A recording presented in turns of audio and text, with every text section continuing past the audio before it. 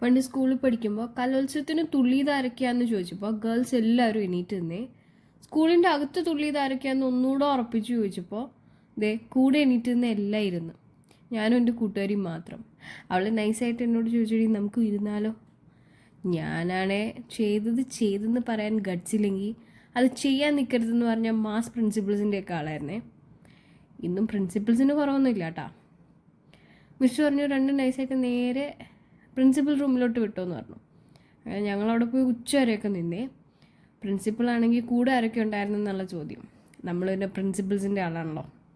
അങ്ങനെ മിസ്സ് വന്ന് ഈ പ്രാവശ്യം പാർവതിയുടെ അമ്മേനെ വിളിക്കാം, അച്ഛനെ വിളിച്ചാൽ പേടി കാണില്ല എന്നൊക്കെ പറഞ്ഞ് അമ്മേനെ വിളിച്ചപ്പോൾ അമ്മ അങ്കിതയുണ്ട്. ആരോട് ചോദിച്ചിട്ടോ എൻ്റെ മോളെ നിങ്ങൾ അവിടെ അത്രയും നേരം പിടിച്ചെടുത്തിയെന്നൊക്കെ ഒരു ചോദ്യവും. തീർന്നില്ലേ?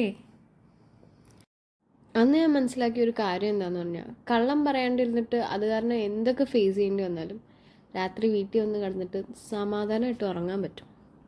പിന്നെ അന്ന് ഒന്നുകൂടെ ഉറപ്പിച്ച് ചോദിച്ചപ്പോഴത്തേക്കും ഇരുന്നവർക്ക് അവരുടെ സൈഡ് ഓഫ് കഥയും കൂടെ പറയാനുണ്ടായിരിക്കും അല്ലേ.